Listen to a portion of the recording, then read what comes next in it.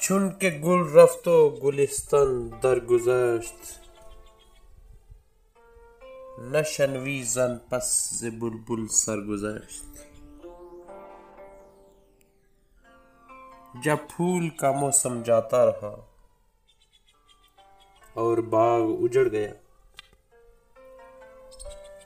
تو اس کے بعد تم بلبل سے سرگذشت عشق یعنی اس کے چہچہے نہ سنو گے.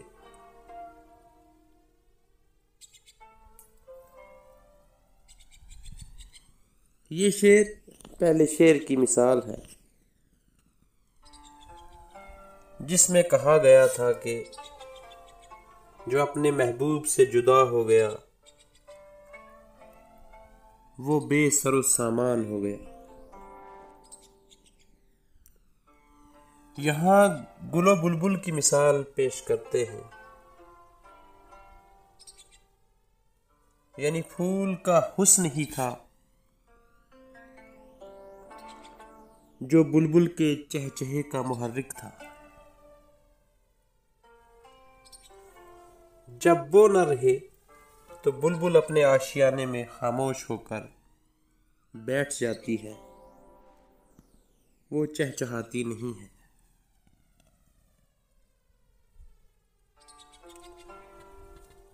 کیونکہ بلبل پھول کی عاشق ہے. یہ گلستان میں اپنا آشیانہ تبھی تک رکھتی ہے اور تبھی تک چہچہاتی ہے جب تک گل ہو. جب گل چلا جائے، گلستان چلا جائے، اس کے بعد اس کے چہچہے سنائی نہیں دیتے. جملے معشوق است تو عاشق پردئی، زندے معشوق است تو عاشق مردئی. تمام موجودات معشوق ہے اور عاشق پردہ ہے. معشوق زندہ ہے اور عاشق مردہ ہے.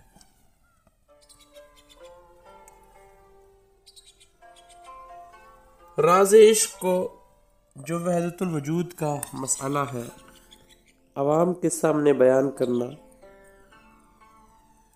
پہلے اشعار میں موجب فتنہ قرار دیا تھا. یہاں اس کو خاص کے لیے اس پہلے اسی شعر میں بیان فرمایا ہے.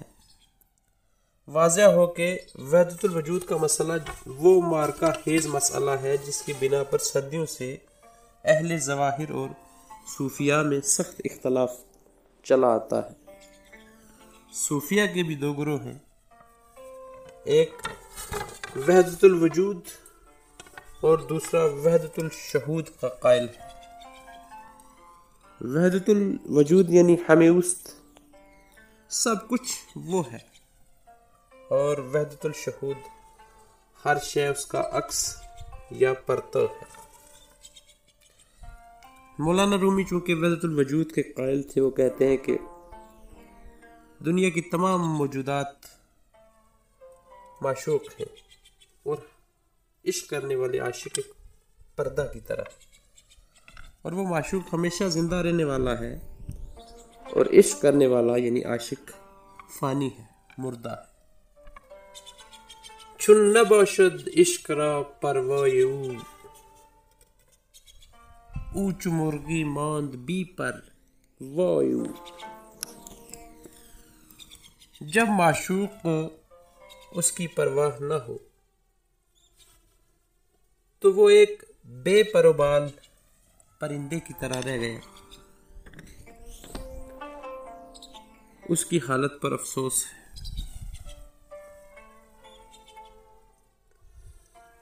اس شعر سے پھر عشق کی تعریف مقصود ہے،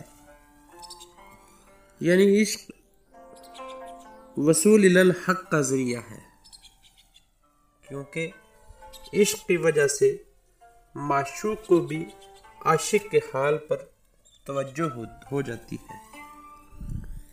اور یہی توجہ عاشق کے وصول بلکہ اس کے وجود کی باعث ہے۔ لیکن جب معشوق کو پرواہ اور توجہ نہ رہے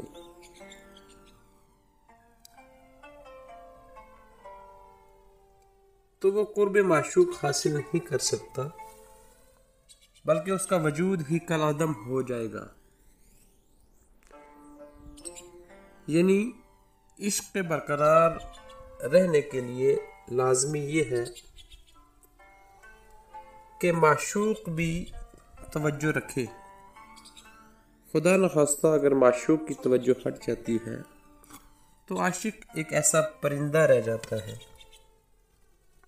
جو بے بال و پر ہوتا ہے، وہ پرندہ جو پروں کے بغیر ہوتا ہے، جو اڑ نہیں سکتا، تو اس پہ افسوس کرنا چاہیے۔ من چگونه هوش دارم پیش و پس، چون نباشد نور یارم پیش و پس۔ جب میرے یار کا نور آگے پیچھے ہر طرف نہ ہو تو میں کیوں کر اپنے پس و پیش کا ہوش رکھ سکتا ہوں۔ یعنی اگر اللہ تعالیٰ کی عنایت کا نور میری طرف رہنمائی کرنے والا نہ ہو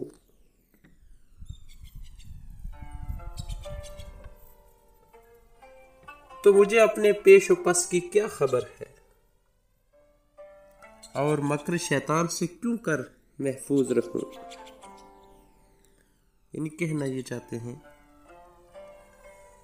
کہ میں ہوش میں رہوں، میں باخبر رہوں، اس کے لیے ضروری یہ ہے کہ میرے محبوب کی رہنمائی، اس کی رہبری، اس کا نور میرے ساتھ رہے۔ اگر وہ ساتھ نہیں رہتا تو میں اپنے آپ سے بھی بے خبر رہتا ہوں۔ اکبر الہ آبادی نے کیا خوبصورت شعر کہا ہے۔ وہ فرماتے ہیں کہ نہ خلق اس کی خبر لیتی، نہ عقل اس کی مدد کرتی، خدا جب تک کسی کا یاور و ناصر نہیں ہوتا۔ تو گویا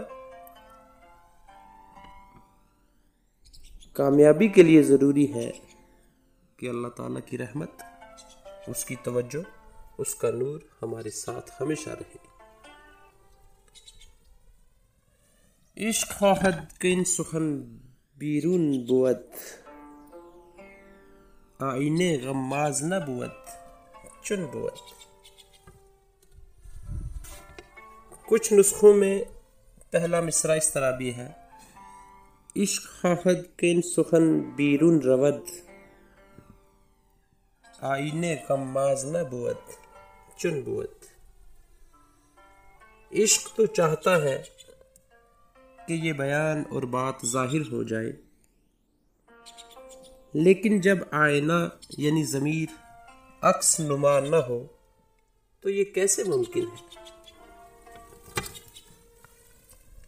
یعنی جوش عشق تو تقاضا کرتا ہے کہ وحدت الوجود یا مخلوق کے مظاہر حق ہونے کا مسئلہ کھلے طور پر بیان کر دیا جائے، لیکن جب سننے والے کا دل روشن نہ ہو تو اس میں ان باریک اسرار کا عکس کیوں کر پڑ سکتا ہے۔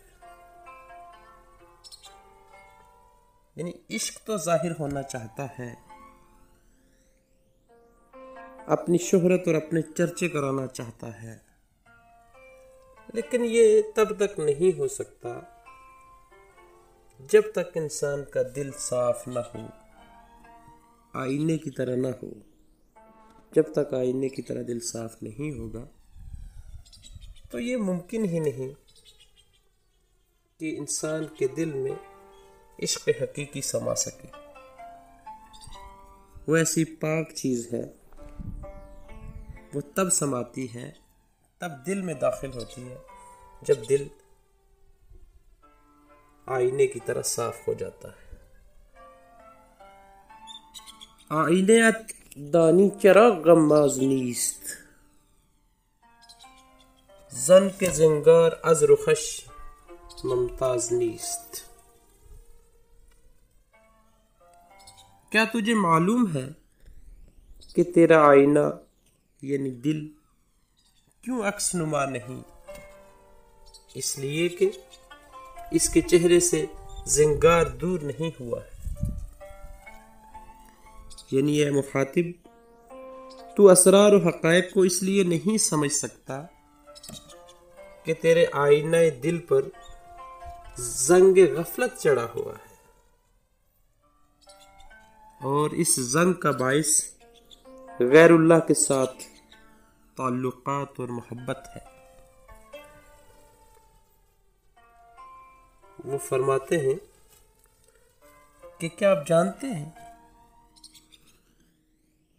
کہ آپ کا دل صاف کیوں نہیں ہے، روشن کیوں نہیں ہے؟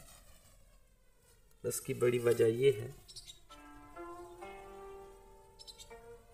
کہ آپ کے دل پر زنگ لگا ہوا ہے، غفلت کا زنگ، سستی اور کاہلی کا زنگ، گناہوں کا زنگ، عیبوں کا زنگ، اس لیے وہ صاف دکھائی نہیں دیتا۔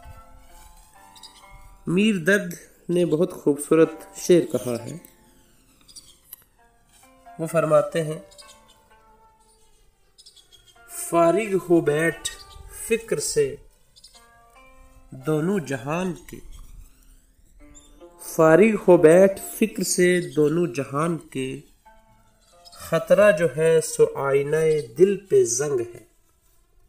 سو جب تک آئینہ دل پر زنگ رہے گا تو انسان خطرے سے باہر نہیں جا سکتا، اور جب یہ زنگ صاف ہو جاتا ہے تو اس میں پھر عشق حقیقی داخل ہو جاتا ہے۔ اس ویڈیو کے ساتھ